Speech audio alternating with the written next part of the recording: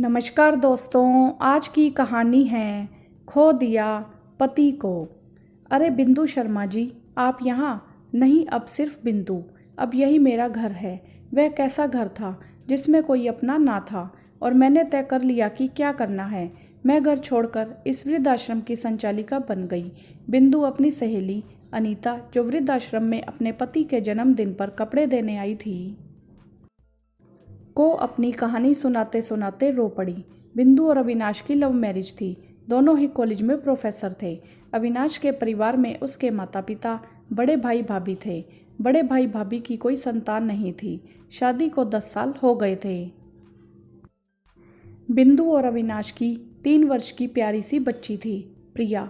घर का वातावरण बहुत प्यार भरा था। बिंदु अपनी जेठानी की गोद में प्रिया को डालकर कहती, भाभी ये आपकी ही बच्ची है, आप दुखी मत हुआ करो। क्योंकि जेठानी हमेशा अवसाद में रहती थी।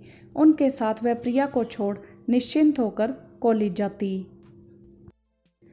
पर कॉलेज से लौटकर अपनी सारी ममता उस पर उड़ेल देती। प्रिया के साथ वह क्वालिटी टाइम बिताती। दोनों का प्यार पाकर उसका स्वस्थ पालन हो रहा था।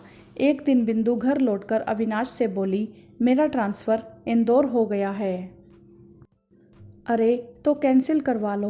बिंदु बोली, ऐसा नहीं हो सकता, मुझे 6 महीने तो वहाँ रहना ही पड़ेगा। घर का वातावरण थोड़ा भारी सा लग रहा था। सास बोली, छोड़ दे नौकरी, कहाँ रहेगी परदेश में अकेली। बड़ी भाभी बोली, नहीं नहीं, इतनी अच्छी नौकरी है। भाभी ने हिम्मत दी तो ससुर जी बोले, 6 महीने की ही तो बात है। बिंदु ने इंदौर में नौकरी ज्वाइन कर ली। शुरू शुरू में तो फ़ोन पर बहुत बातें होती थी और वीडियो कॉलिंग भी होती थी, पर बाद में सब कम होने लगा। बिंदु अनजान भय से ग्रस्त रहने लगी। जैसे तैसे 6 महीने पूरे करके वह वापस आई तो उसे घर में बहुत ही ठंडा रिस्पॉन्स मिला। क्या दूरियां रिश्ते की गर्मी को खो देती हैं। बच्ची माँ को देखकर गले लग गई, पर थोड़ी ही देर में वह बड़ी मम्मी करते हुए भाभी की तरफ भागी। अविनाश के व्यवहार में भी उसे कोई तड़प नजर नहीं आई। कुछ दिन रहते हुए उसने महसूस किया कि सभी लोग उसके बिना रहने के आदी हो गए हैं। मायके में तो माता पिता थे ही नहीं, भाई भाभी विदेश में थे। बड़ी भाभी से पता चला कि कॉलेज में किसी जूनियर से अविनाश का चक्कर है। रोज देर से पी कर लौटता। माँ पापा लड़ते तो उनसे बहस करता। बच्ची सहम कर मुझसे लिपट जाती। बिंदु ने महसूस किया, बेटी तो उसके पास आती ही नहीं। सास ससुर तो अपना वक्त काट रहे थे। उन्हें घर के झमेले से कोई लेना देना नहीं था। बिंदु और अविनाश की जब नई नई शादी हुई थी तो वह रोज शाम को वृद्धाश्रम जाया करते थे और सबसे मिलते थे और उन्हें आवश्यक चीज़ें बांटा करते थे। आश्रम के संस्थापक बिंदु को बहुत पसंद करते थे, क्योंकि वृद्धाश्रम के सभी सदस्यों की वह चहेती बन गई थी। अपनी कहानी सुनाकर बिंदु बोली, मैंने सोचा जहाँ मेरी ज़रूरत नहीं वहाँ रहने से कोई मतलब नहीं।